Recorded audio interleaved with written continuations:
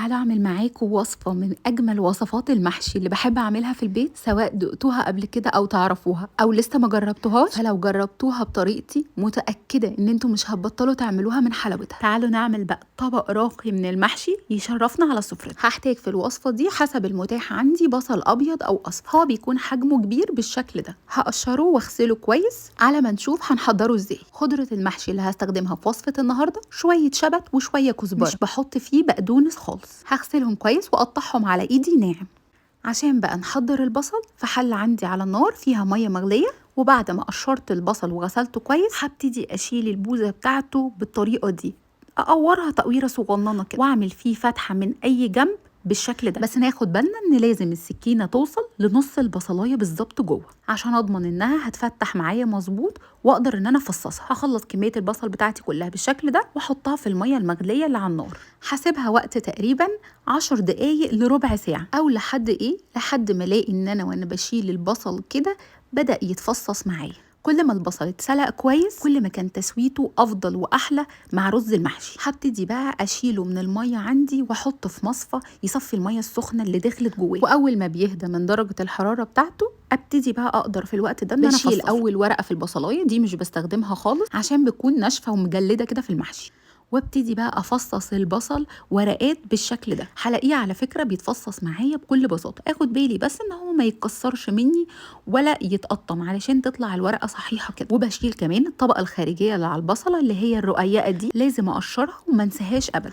بعد ما خلصت كميه البصل بتاعتي كلها هسيبه يهدى بقى وابتدي احضر اجمل خلطه محشي بصل ممكن تعملوها. في طبق نظيف عندي هحط كوبايه ونص من الرز، او على حسب طبعا بقى كميه المحشي اللي هتعملوها. شويه الشبت والكزبره اللي انا خرطتهم على ايدي، بصلايه مفرومه ناعم مقطعاها على ايدي برضو، بحط ملح وفلفل اسود فقط، وشويه من دبس الرمان، ومعلقتين صلصه طماطم. والحلو بقى في الوصفه دي انكم تقدروا تضربوا الطماطم بس من غير تسبيك وتضيفوها على الخلطه. يعني لو مش عندك تسبيكه جاهزه ومكسله تسبكي، تقدري تعملي الخلطه ني في ني. وطبعا زيت نباتي عشان الخلطه تبقى مفلفله كده ولونها بيلمع، وهقلب كويس جدا. نيجي بقى لطريقه الحشو. باخد كل ورقه بصلايه كده واحط فيها شويه من الحشو بتاعي، وكتروا الرز ما تقلقوش، عشان كده البصل فيه طبقات كتير، فالرز مش بيطلع من ورقه البصل خالص. نقدر نلف ورقه البصل كامله، ونقدر نلف رول واحد من البصل وبعدين نقطع بعدها، وكده بتبقى ورقه البصل رقيقه جدا او صباع المحشي رقيق. دي طريقه لللف ودي طريقه، والاتنين بيستووا كويس جدا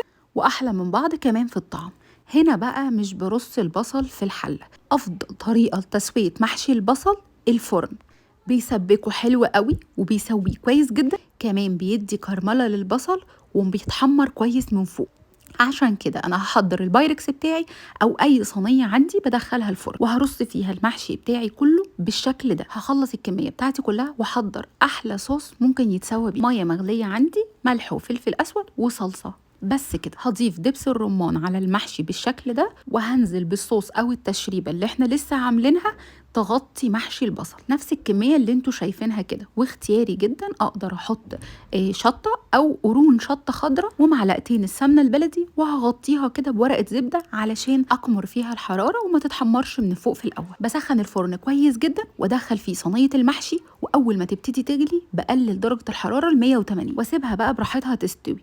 تقريبا بتاخد من نص ساعة لساعة الا ربع كده، وبعدين بفتح عليها ورقة الزبدة واسيبها بقى تتسبك كويس قوي وتاخد لون من فوق، وبتطلع عندي صينية المحشي بعد كده بالجمال والخطارة دي. احلى تقديمة ليه انه يتقدم سخن مولع ويكون مشطشط ويتحط عليه الصوص بالشكل ده. بيتقدم معاه عصرة ليمون او سادة زي ورق العنب كده. هتلاقوا بقى الرز مفلفل ومستوي كويس قوي، وطعم البصل متكرمل وفيه تسكيره بسيطه كده. انا كده خلصت محشي البصل بتاعي النهارده خلاص. متاكده من سهولته وبساطته وحلاوته وقد ايه فتحت نفسكم عليه. هتقوموا تجربوا، وما تنسونيش من دعوه حلوه من قلبكم ولايك وشير للفيديو لو استفدتم منه. الف هنا وعافيه على قلبكم وقلب ولادكم مقدما، ومع الف سلامه.